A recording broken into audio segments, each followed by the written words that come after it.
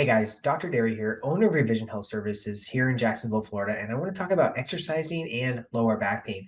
And what people don't consider is tissue irritability. And so, what tissue irritability is how your body responds over the next 24 hours to what you did. And so, a lot of people avoid exercise because they're fearful of what it's going to do to them or do more damage or hurt them in some sort of way. And that's not the case, right? We do this all the time in the clinic. And so, I see people with back pain. I'm working on them and they want to become stronger, more robust, more resilient humans. And yet they want to exercise, but they don't know how to do it and how their body responds.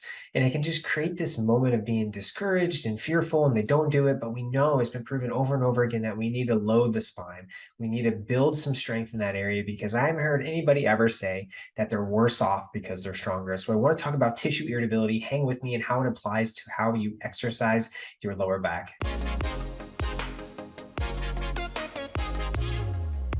Okay, we know exercise is good for you. Like that's a proven fact. Let's move past that. But how you exercise is based on a tissue irritability. And so some people know what soreness is. So they go to do an exercise, let's say planks, right? They go to planks to help improve the lower back and core strength.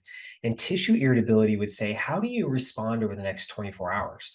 You can have delayed onset muscle soreness. So next 24, 48 hours, you feel that soreness in your back. And so anytime you go to use those muscles, you're going to feel some of that soreness. And so typical muscle soreness presents as just tenderness. So you go to press the muscle, you press the muscles in your lower back and they're tender.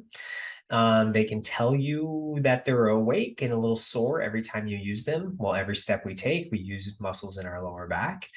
And when we talk about tissue irritability, we want to talk about somatic pain. So it's that muscle related discomfort. So that's that achiness, stiffness, general radiating discomfort. We're not talking about nerve related pain. That tissue irritability is different, and joints as well. So we're talking about muscle tissue issues. And so if you haven't exercised in a long time and you go to exercise, and the Tarzan model of exercise is like, hey, I'm going to knock out this 20-minute video of home exercises that I found, this little workout, and you go to do it. And the next day you're super, super sore and you're unsure of what that soreness is. Is it good muscle soreness? Is it bad muscle soreness? It can hang around for a day or so. And our first thought is that this is not a good thing. Okay. And if you had a better understanding of tissue irritability, then you can avoid those, because when I work with patients and they have a session that we do things a little bit more, but they have soreness for 24, 48 hours and they don't know what that soreness is and they're a little unsure, that doesn't lead to them doing it again. And so that's the same thing in our lives, right? So we want to be successful at it. So we need to learn our bodies. And the way you learn your bodies is just by testing the waters. You start gradually and you work your way up. And so we want to do enough to encourage long-term change, but not do enough to have an adverse event. And so if you understand tissue irritability, and tissue being muscle, irritability is how sore it is and how long it takes to get better, then you can have a better understanding of where you're at right then. And so just give yourself some grace and recognize, hey, today I may only do 2 or 3 exercises. I want to see how my body responds.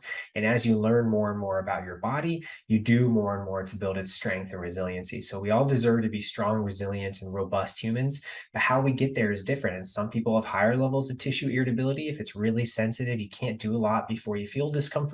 And some people have lower tissue irritability. And so they can do a lot. And by the end of the day, they're a little achy. And so those people are treated differently.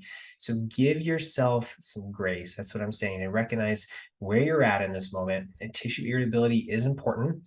And so what I recommend is just teaming yourself up with a professional at first and just seeing where you're at, how much you can do.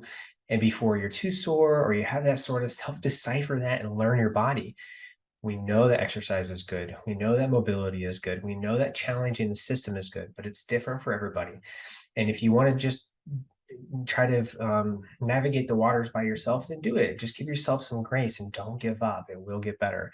If you team up with a professional to help you, that progress can be a little bit faster, a little less growing pains, and you can have a better understanding of where you're at and where your tissues are doing at that point in time. So number one thing people don't do right when they exercise with lower back pain is they don't recognize their tissue irritability. So don't be that person, right? If it takes you a little bit longer to recover, just recognize that.